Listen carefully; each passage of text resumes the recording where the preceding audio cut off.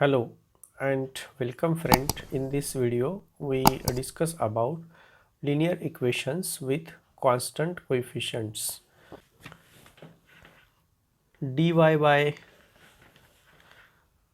nth derivative dny by dx raised to n plus p1 into dn minus 1y by dx raised to n minus 1 plus p2 dn minus 2y plus divided by dx raised to n minus 2 plus pny equal to x. So this is the nth order differential equations, and here this p1 p2 pn are constants or functions of x. Now friend, if this is a nth order differential equations, we know that any equations of n order have n solution. Therefore this equation also have n solutions. Now if y1 y2 yn are solutions of these equations, then y equal to c1 y1 plus c2 y2 plus cn yn is also a solution of this differential equations. So whenever we have dny by dx raised to n plus p1 into dny minus n minus 1y dx raised to n minus 1 plus pny equal to 0. Suppose this equation 2 have this solution y equal to c1 y1 plus c2 y2 plus cn yn, and solution of 1 is suppose y equal to capital Y plus u. This is a solution of equation 1, where capital Y is what? Capital Y is this one, c1 y1 plus c2 y2 plus cn yn, capital Y equal to. So this solution Y consists of two part. This part is a solution of equation number 2, and this is a complete solution, y is equal to capital Y plus u. So this part c1 y1 plus c2 y2 plus cn yn is called as a complementary function. This part is called as a complementary function, and the second part u is called as a particular integral. This is called as a particular integral. So complete solution of equation 1 consists of two parts. First part is a complementary function and second part is an particular integral. So whenever the right hand side of this equation is not equal to 0, this solution have two parts. One is a complementary function and second is a particular integral.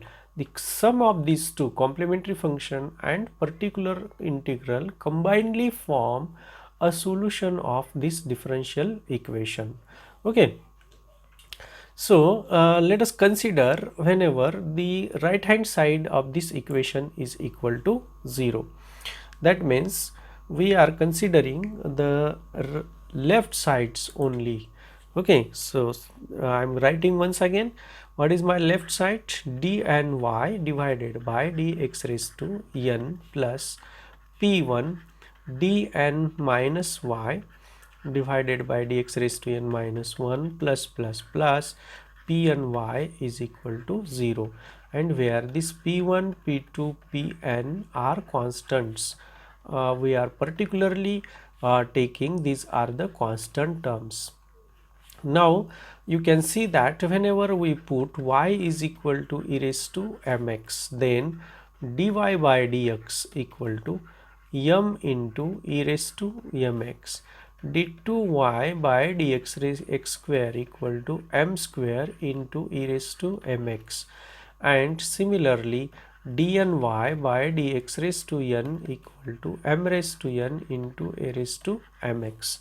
Now let us put this value y equal to e raised to mx. Then what we get here, m raised to n into e raised to mx plus p1 m raised to n minus 1 into e raised to mx plus pn into e raised to mx equal to 0 equal to 0. Now we can take e raised to mx common, e raised to mx into m raised to n plus p1 into m raised to n minus 1 plus pn equal to 0. So look at this, this is a polynomial in m. So either this is equal to 0 or this is equal to 0, but this is not 0, so this gives as m raised to n plus p1 m raised to n minus 1 plus pn equal to 0, and this is called as a auxiliary equation. This is called as a auxiliary equations. Look at this, how we get the auxiliary equations. Whatever the derivative, we get the power of the m. Here the nth derivative of y, if we have nth derivative of y here, this is important, very important, how to find the auxiliary equations. And auxiliary equations will gives us a solution of this differential equations. So this is an important point, how to find directly an auxiliary equations from the given differential equation. The technique is, look at the derivative. Whenever we have nth derivative, we get m raised to n. Whenever we have n minus 1 derivative, we get here m raised to n minus 1. And whenever we have this y, we get this constant term, and this is an auxiliary equation. If there are two possibilities, if all the roots are different, suppose m1 is the root of this equation, then e raised to m1x is solution of this equation.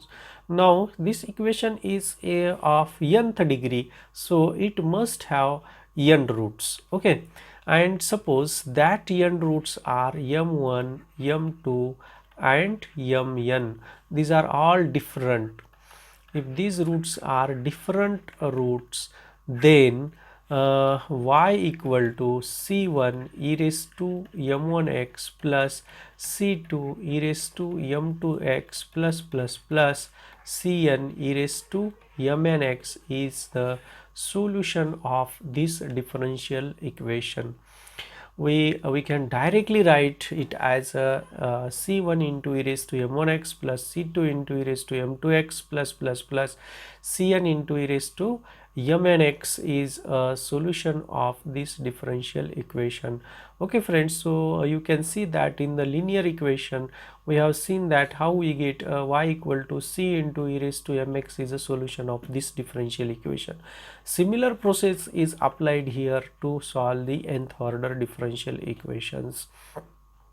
Let us see examples of this nth order linear differential equations with constant coefficients.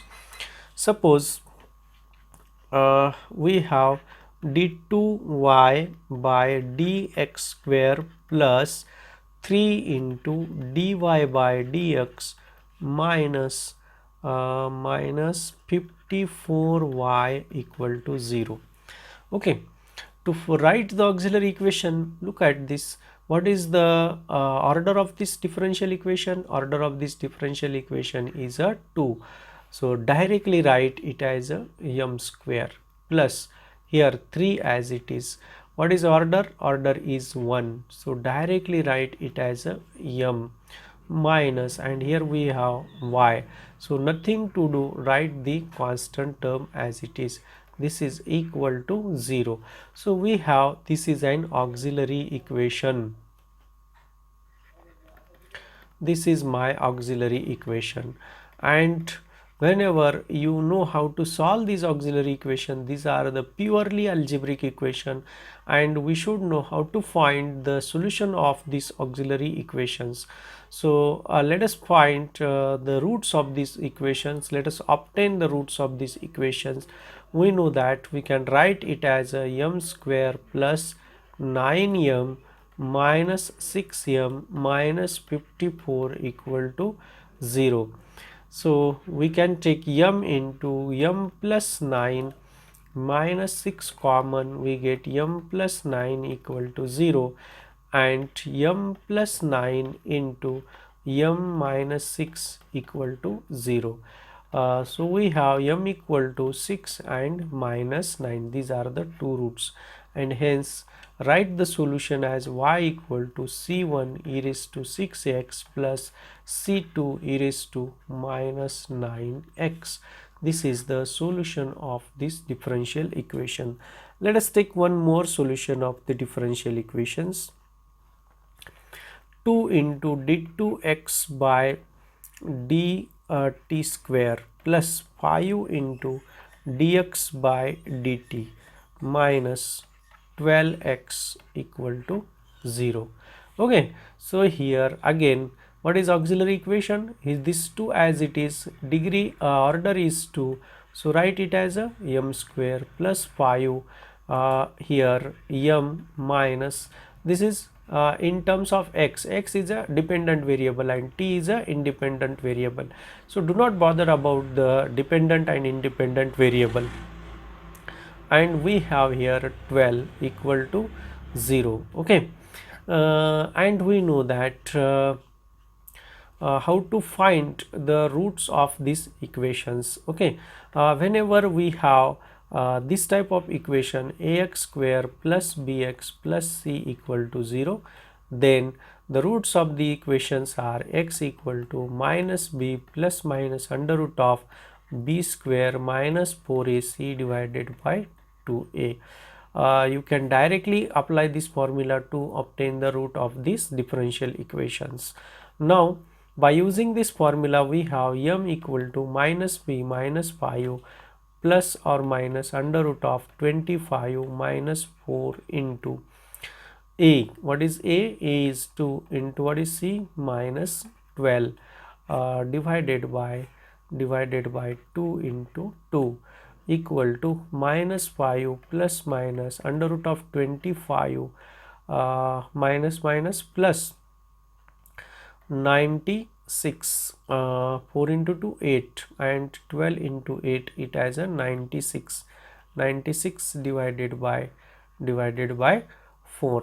Now friend, you can see the root of these differential equations.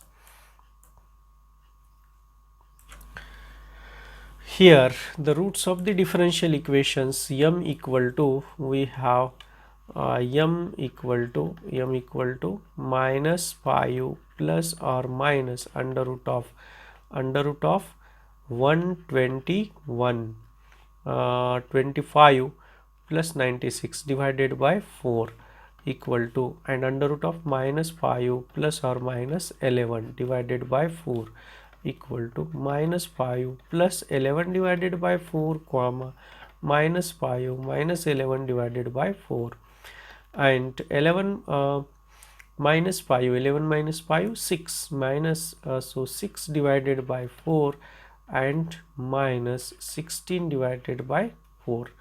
6 divided by 4, that is 3 divided by 2, and here we get minus 4. So we have two roots, and hence x equal to c1 into e raised to 3 by 2 t plus c2 into e raised to minus 4t. This is the solution of this differential equation. Okay, so how to find the solution of the differential equation when all the roots are different? Okay, when the roots are similar, we have different type of solutions which we will see in the next video. Thank you friend, thank you for watching this video.